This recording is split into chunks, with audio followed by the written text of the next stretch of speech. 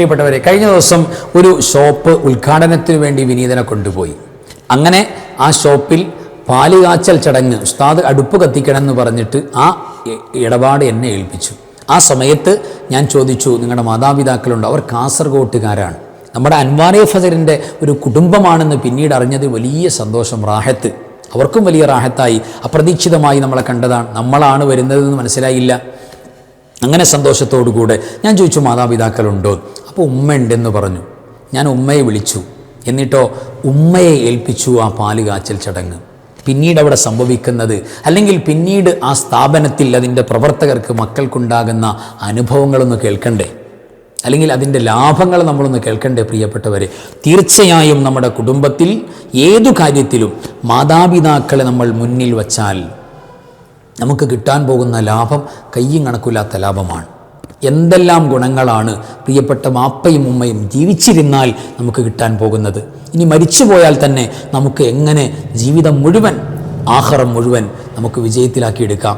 ശ്രദ്ധിക്കേണ്ട പ്രധാനപ്പെട്ട കാരണങ്ങളും സ്വന്തം എക്സ്പീരിയൻസ്, നമ്മുടെ ആ സമയത്തുള്ള അനുഭവമാണ് ഇന്നത്തെ ക്ലാസ്സിൽ നമ്മൾ സംസാരിക്കുന്നത്.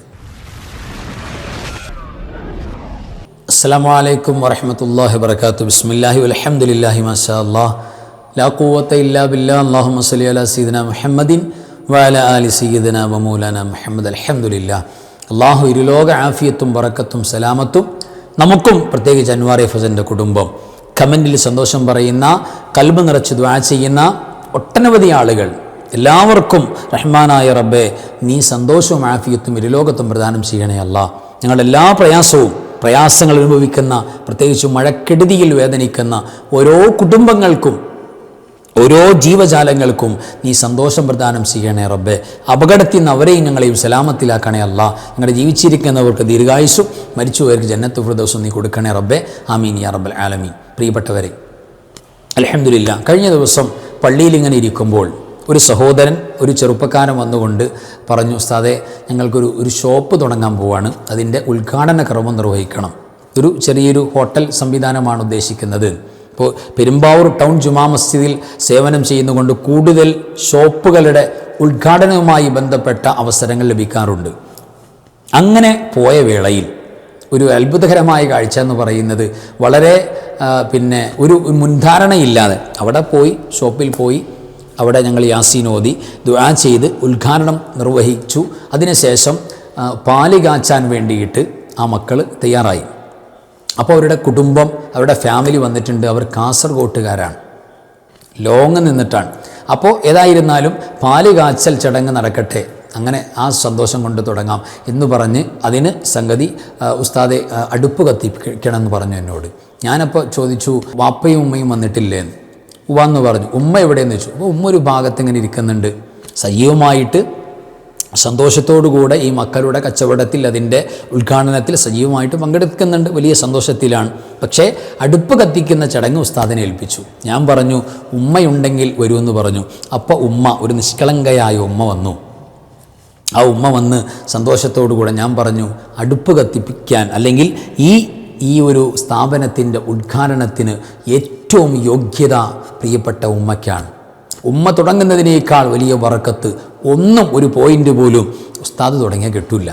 അതുകൊണ്ട് ഉമ്മയ്ക്കാണ് ഇവിടെ റോള്. ഉമ്മയുടെ ഉദ്ഘാടനത്തിൽ ഞങ്ങൾ പങ്കുചേരുക എന്ന് പറയുന്ന പുണ്യം മാത്രമേ ചെയ്യുന്നുള്ളൂ എന്ന് പറഞ്ഞുകൊണ്ട് ഉമ്മയെ തന്നെ അടുപ്പ് കത്തിപ്പിക്കുക ആ വമ്പൻ പ്രോഗ്രാം ഏൽപ്പിച്ചു. ഉമ്മക്ക് വലിയ സന്തോഷമായി.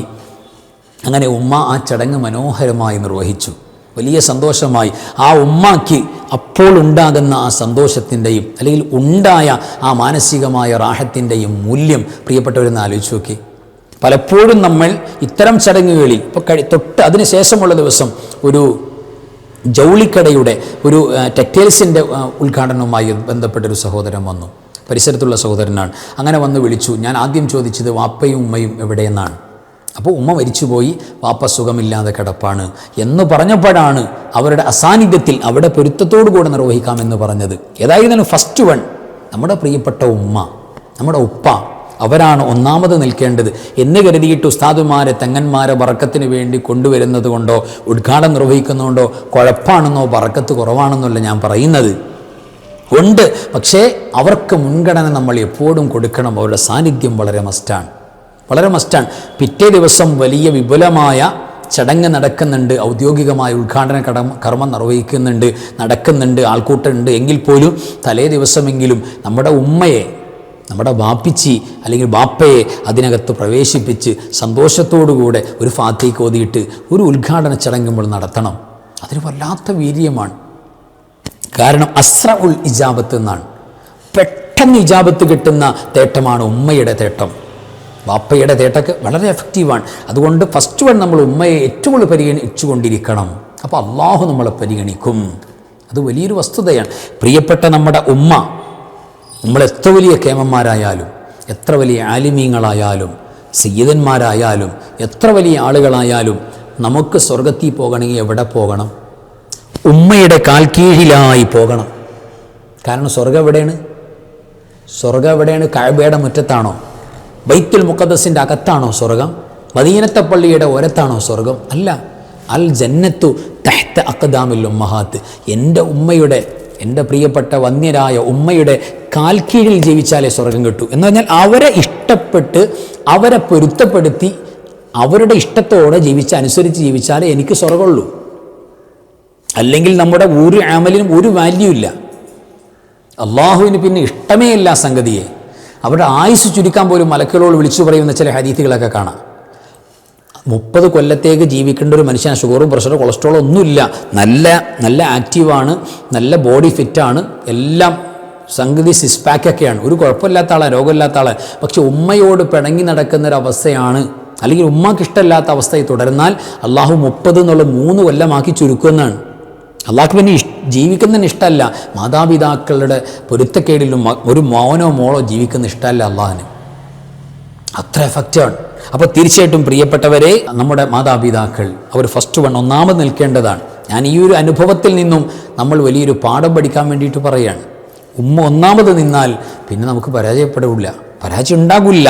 ഒരു പ്രസിദ്ധമായ അറബി കവിതയിൽ കാണാലോ, അതിൻ്റെ വരികളിൽ അഖാഫു അൻ അമൂത വ ഉമ്മി അലാ ഖൈദിൽ ഹയാത്തി വ അഖാഫു അൻ അഈസ വ ഉമ്മി ഖദ് മാത്തത്.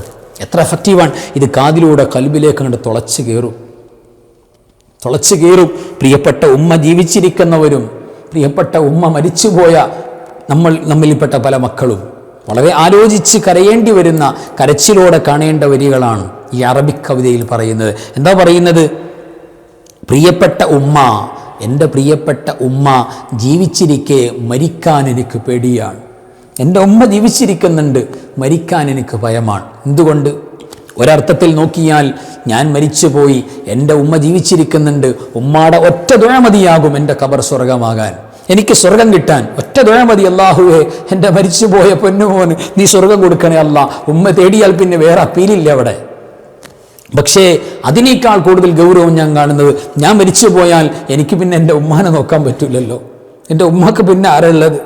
എൻ്റെ ഉമ്മാക്കൊന്ന് സന്തോഷം പറയാൻ എനിക്ക് പറ്റില്ലല്ലോ അല്ലാ. അതുകൊണ്ട് ഉമ്മ ജീവിച്ചിരിക്കെ ഞാൻ മരിച്ചു പോകുന്ന എനിക്ക് പേടിയാണ്. മാത്രമല്ല ഉമ്മ മരിച്ചുപോയ അവസ്ഥയിൽ ജീവിക്കാൻ എനിക്ക് പേടിയാണ്. കാരണം ഉമ്മ മരിച്ചുപോയി, ഇനി എൻ്റെ ജീവിതത്തിൽ എന്താ അർത്ഥമുള്ളത്?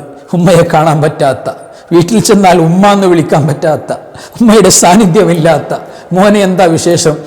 സാരല്ലടാ, അള്ളാഹു നിന്നെ സഹായിക്കും എന്ന് പറഞ്ഞ് ഏത് പ്രയാസത്തിലും നമ്മുടെ കൈപിടിക്കാൻ പറ്റുന്ന നമ്മുടെ പ്രിയപ്പെട്ട ഉമ്മ നഷ്ടപ്പെട്ടു പോയ അവസ്ഥയിൽ ഉമ്മ മരിച്ചാൽ പിന്നെ എനിക്ക് ജീവിക്കാനും പേടിയാണ്.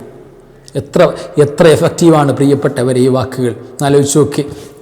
ഉമ്മ മരിച്ചുപോയ പ്രിയപ്പെട്ട കുടുംബത്തിലെ മക്കളുണ്ടെങ്കിൽ അത് എത്ര വലിയ വേദനയാണ്. ഉമ്മ ജീവിച്ചിരിക്കുമ്പോൾ അറിയില്ല ആ പ്രിയപ്പെട്ട ഉമ്മയുടെ മൂല്യം. മരിച്ചു കഴിഞ്ഞാൽ വീട്ടിലേക്ക് കയറി ചെല്ലുമ്പോൾ ഉമ്മയില്ലാത്തൊരു ശൂന്യതയുണ്ട്. ആ ശൂന്യത നമ്മളെ തകർത്തിക്കളയും. ഒരു റൂമിലേക്ക് കടക്കാൻ പറ്റുന്നില്ല, അവിടെ ഉമ്മയുടെ സാന്നിധ്യമുള്ള, ഉമ്മയുടെ നിസ്കാരക്കുപ്പായം കിടക്കുന്ന, ഉമ്മയുടെ പർദ്ദ കിടക്കുന്ന, ഉമ്മയുടെ വെള്ളത്തിന് വേണ്ടി ഉപയോഗിക്കുന്ന പാത്രങ്ങൾ, ഉതുവെടുക്കുന്ന പാത്രം, ഇതൊക്കെ നമ്മൾക്ക് വല്ലാത്ത വേദനയായി തുടർന്നുകൊണ്ടിരിക്കും. വല്ലാത്ത നൊമ്പരമാണ്. അതുകൊണ്ട് നമ്മുടെ മരിച്ചുപോയ പ്രിയപ്പെട്ട ഉമ്മമാർക്ക് സ്വർഗത്തിൽ അള്ളാഹു ഏറ്റവും മനോഹരമായ ദറജ, ഒരാൾക്കും കൊടുക്കാത്ത പദവി അള്ളാഹു നമ്മുടെ മാതാപിതാക്കൾക്ക്, നമ്മുടെ വാപ്പയും വല്ലാത്ത പ്രധാനപ്പെട്ട എഫക്റ്റീവായ ഒരു പോയിൻ്റാണ് നമ്മൾ സംസാരിച്ച ഉമ്മയെക്കുറിച്ചായതുകൊണ്ടാണ്. രണ്ടും ബാബാനി മിൻ അബുവാബിൽ ജന്ന, സ്വർഗത്തിൻ്റെ 2 വാതിലാണ്, ഒന്നും അടഞ്ഞു പോകാൻ പാടില്ല. പ്രത്യേകിച്ച് നമ്മുടെ മരണപ്പെട്ടു പോയ എല്ലാവർക്കും മാതാപിതാക്കൾ, കാരണവന്മാർ, ഉസ്താദുമാർ, അവർക്ക് അല്ലാഹു സ്വർഗം ആദ്യം പ്രദാനം ചെയ്യട്ടെ. ജീവിച്ചിരിക്കുന്ന നമ്മുടെ മാതാപിതാക്കൾ രോഗങ്ങളില്ലാതെ വലിയ പ്രയാസവും വിഷമമൊന്നുമില്ലാതെ ഒരുപാട് കാലം നമ്മുടെ കൂടെ ഉണ്ടാകാൻ അല്ലാഹുവേ നീ സഹായം നൽകണേ അല്ലാ. അവർക്ക് തലവേദന വരുന്നത് എനിക്ക് താങ്ങാൻ കഴിയില്ല റബ്ബേ. അവർക്കും ഞങ്ങൾക്കും ആഫിയത്ത് ദീർഘായുസ്സോടെ നൽകണേ അല്ലാ. ആമീൻ യാ റബ്ബൽ ആലമീൻ. നമ്മൾ ചെയ്യേണ്ട പണി എന്തെന്നറിയോ?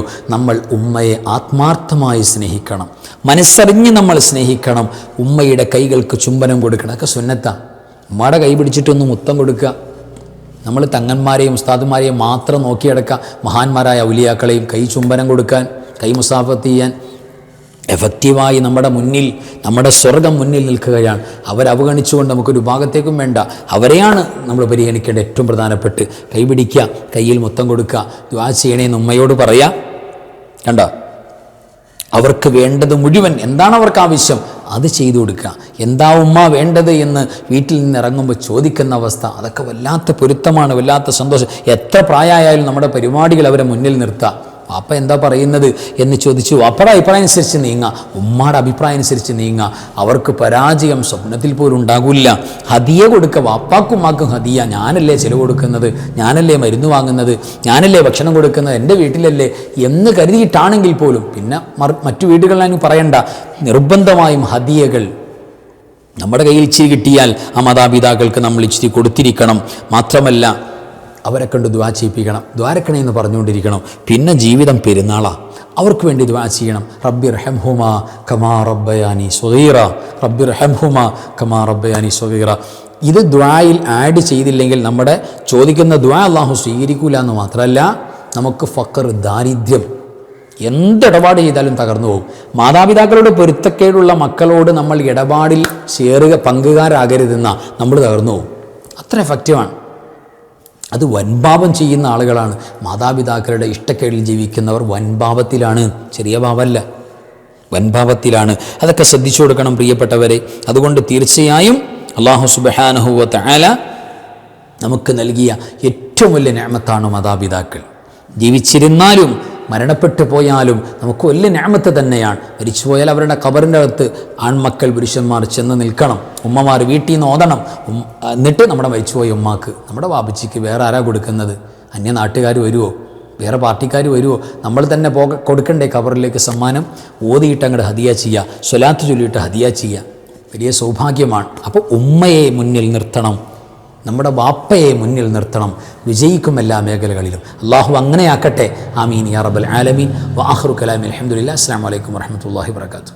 ബിസ്മില്ലാഹി മാഷാ അല്ലാഹ് ലാ ഖുവത ഇല്ലാ ബില്ലാഹ് മാഷാ അല്ലാഹ് കുല്ലു നിഅമതിൻ മിനല്ലാഹ് മാഷാ അല്ലാഹ് അൽ ഖൈറു കുല്ലുഹു ബിയദില്ലാഹ് മാഷാ അല്ലാഹ് ലാ യസ്രിഫു السوء إلا الله بسم الله ما شاء الله لا قوة إلا بالله ما شاء الله كل نعمة من الله ما شاء الله الخير كله بيد الله ما شاء الله لا يصرف السوء إلا الله بسم الله ما شاء الله لا قوة إلا بالله ما شاء الله كل نعمة من الله ما شاء الله الخير كله بيد الله ما شاء الله لا يصرف السوء إلا الله